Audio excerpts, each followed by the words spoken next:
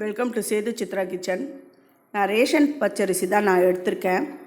இந்த வீடியோவில் நம்ம எப்படி அந்த அரிசியை பதப்படுத்தி வச்சு என்னென்ன டிஷ் பண்ணலாம் அப்படின்றதான வீடியோ தான் இது. அதனால் நான் எனக்கு என்ன தேவையோ அதை எடுத்திருக்கேன். உங்களுக்கு தேவைப்பட்டவங்க நீங்கள் அதிகமாக கூட எடுத்துக்கோங்க. அந்த அரிசியை 4-5 தரம் நல்லா கழுவிட்டு ஊற விட்டுருக்கேன். ஒரு தேங்காவும் நான் எடுத்திருக்கேன். ஊற விட்டதை நான் கொஞ்சம் அந்த வெள்ளை துணியில் கொஞ்சம் போட்டு அதை நல்லா கொஞ்சம் நேரம் ஆற விடணும்.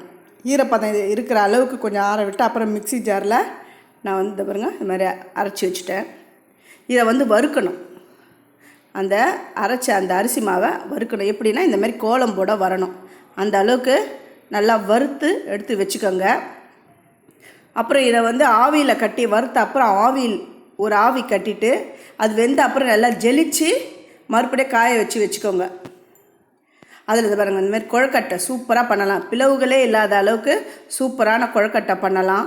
தேவைப்படுறவங்க எவ்வளோ தேவையோ ஒரு டம்ளர் அரிசி அந்த மாவை கூட எடுத்து இடியாப்பம் செய்யலாம். அப்போ புட்டு இன்ஸ்டண்ட்டாக நம்ம புட்டு மாவு கடையில் வாங்கி உடனே தண்ணி தெளித்து நம்ம பண்ணுவோம். சுடு தண்ணி தெளித்து பண்ணுவோம் இல்லையா? அந்த புட்டு கார புட்டு ப்ளஸ் இனிப்பு புட்டும் பண்ணலாம். அது எப்படி பண்ணுறதுன்னு பாருங்கள். அந்த மாவில் நான் 1 கப்பு எடுத்துடுறேன். அதுக்கு நல்ல ஹாட் வாட்டர், நல்ல சூடான தண்ணி 1 கப்பு அதில் விட்டுடுங்க. ஏற்கனவே மாவுலாம் எப்படி பண்ணணும்னு சொல்லிட்டு ஒரு கொழுக்கட்டை வீடியோவில் நான் ஏற்கனவே அப்லோட் பண்ணியிருக்கேன். அது இந்த டிஸ்கிரிப்ஷன் பாக்ஸில் கொடுக்குறேன், ஸ்க்ரீனில் கொடுக்குறேன், ஐட் கார்ட்லேயும் கொடுக்குறேன். நீங்கள் பாருங்கள். இதை நல்லா கலந்து விட்டுட்டு ஒரு 5 நிமிஷம் அப்படியே டிஸ்டர்ப் பண்ணாமல் மூடி போட்டு வச்சுடுங்க.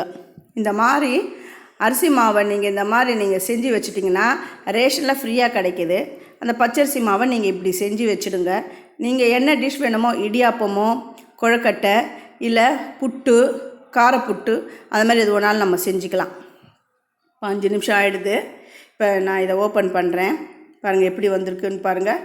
நல்லா அந்த வெந்து வந்திருக்கு. இப்போது இதில் நான் கொஞ்சம் எடுத்து வச்சிடறேன். ஏன்னா இது காரப்புட்டு எப்படி செய்கிறது அப்படின்னு நான் சொல்லி கொடுக்குறேன் உங்களுக்கு. நான் இதில் கொஞ்சம் நான் எடுத்து வச்சிடுறேன். இனிப்பு புட்டு இதுக்கு தேங்காய் துருவல், சர்க்கரை, ஏலக்காய் இதெல்லாம் நான் சேர்த்துடணும். சேர்த்து அப்படியே பரட்டி வச்சுடுங்க. புட்டு ரெடி ஆகிடுது. இனிப்பு புட்டு ரெடி ஆகிடும். சர்க்கரையை நீங்கள் நாட்டு சர்க்கரை வேணும்னா கூட நீங்கள் நாட்டு சர்க்கரை சேர்த்துக்கலாம். நான் வெள்ளை சர்க்கரை தான் நான் சேர்க்குறேன். புட்டு ரெடி ஆகிடுது. இப்போ காரப்புட்டு எப்படி பண்ணுறதுன்னு பாருங்கள். கடாய் அடுப்பில் வச்சுருக்கேன். எண்ணெய் விட்டுருக்கேன். கடுகு, உளுந்தம்பருப்பு, வேணுன்றவங்க பச்சை மிளகாய் வேணும் கூட போட்டுக்கலாம். நான் காஞ்ச மிளகா சேர்க்குறேன். இந்த உளுந்து செவக்கட்டும். கடுகு பொரிஞ்சிடுது. இப்போ காரத்துக்கு தேவையான அளவு நான் காஞ்ச மிளகா நான் சேர்த்துட்டேன். வெங்காயம், கருவேப்பிலை நான் சேர்த்துட்டு நல்லா வதக்குறேன். வெங்காயம் கொஞ்சம் நல்லா வதங்கணும். வதங்கிட்ட உடனே கொஞ்சம் மஞ்சள் பொடி போட்டுக்கோங்க கலருக்காக. இப்போது உப்பு, தூள் உப்பு நான் சேர்க்குறேன். தேவையான அளவு தூள் உப்பு சேர்த்துட்டேன். இப்போ நான் எடுத்து வச்சுருக்கிற அந்த அரிசி மாவு புட்டை நான் இதில் சேர்க்குறேன். சேர்த்துட்டு ஒன்று சேர கலந்து விடணும்.